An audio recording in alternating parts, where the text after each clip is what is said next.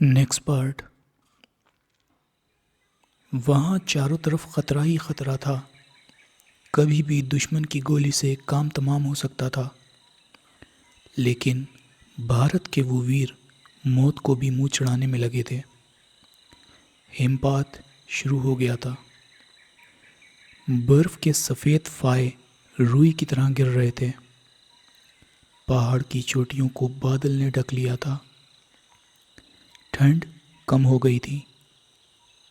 बर्फ गिरते समय ठंड कम हो जाती है। इकबाल चट्टानों के बीच से होता हुआ बड़ी चट्टान तक पहुंच गया और बर्फबारी का आनंद लेने लगा।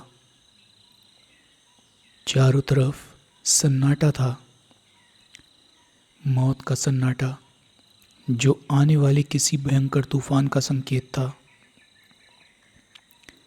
ट्रांसमीटर पर संकेत मिलते ही उसने ऑन बटन दबाया। दूसरी तरफ से राजन उसे कॉल कर रहा था। मैं इकबाल दी ग्रेट बोल रहा हूँ। पहाड़ी मार्ग के आगे की स्थिति बताओ ताकि हम मोर्चा लगा सकें। सड़क दाएं बाएं बल खाती हुई उस चट्टान के नीचे तक चली गई है। अगर मैं यहाँ से पैदल उतरूं तो लगभग 8 मिनट में वहाँ पहुँच सकता हूँ। सड़क के किनारे एक तरफ खड्ड और दूसरी तरफ झरना है। सामने गगनचुंबी पहाड़ हैं। पहाड़ की एक तरफ दर्रा दिखाई दे रहा है। तुम ट्रक वहाँ पर छुपाकर मोर्चा लगा सकते हो। सड़क से फौजी ट्रक को नहीं देख पाएंगे। ठीक है, कोई ख़ास बात नज़र आए तो सूचित करना। इकबाल ने दूरबीन से आंख लगाकर सड़क की तरफ देखा, फिर बोला, 2 फौजी ट्रक व 2 जीपें चली आ रही हैं। जब तुम मोड़ मुड़ोगे तो वो तुम्हें अवश्य देख लेंगे। देखने दो, हम मोर्चा लगा रहे हैं। तुम ऊपर से हमला करना। ओके। राजन ने ट्रक दर्रे में छुपाया और मोर्चा लगा लिया। दुश्मनों के ट्रक व जीप खड्ड के पास पहुंचकर रुक गए। फिर सब नीचे उतर आए और ट्रक के पहियों के निशान देखकर आगे बढ़ने लगे। उनके विचार में ट्रक खड्ड में गिरकर तबाह हो चुका था। इकबाल ढलान से उतरकर काफ़ी नीचे आ गया था। फिर उसने 2 हैंड ग्रेनेड निकाले, खुदा का नाम लिया और पिन दांत से खींचकर एक ग्रेनेड उछाल दिया, जो एक ट्रक के ऊपर गिरा। एक धमाका हुआ और ट्रक के परखच्चे उड़ गए। दूसरे हैंड ग्रेनेड के धमाके ने बगल में खड़े ट्रक में आग लगा दी। कुछ सैनिक अभी भी ट्रक में मौजूद थे। वो सब मारे गए। जो बच गए थे वो बदहवासी की हालत में छुपने की जगह ढूंढ रहे थे। राजन, शोभा, चकाई, विलियम ने मौके का फ़ायदा उठाया। फिर उनकी स्टेन गनें आग उगलने लगी। इकबाल ऊपर से बम बरसा रहा था।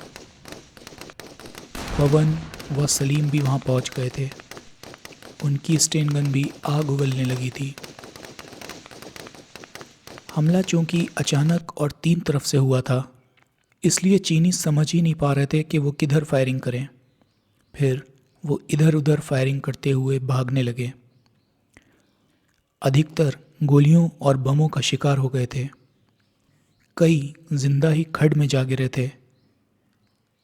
जब राजन इकबाल को विश्वास हो गया अब कोई दुश्मन जिंदा नहीं बचा है, तो वो लोग बाहर आ गए। उनके चारों तरफ चीनियों की लाशें बिखरी हुई थीं।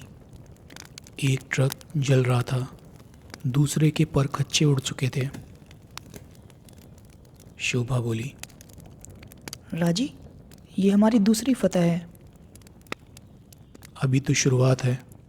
अभी हमें बहुत सारी जीत हासिल करनी है। दत्त तेरे की, राजन तुमने सब गुड़ गोबर कर दिया। इकबाल बोला, क्यों?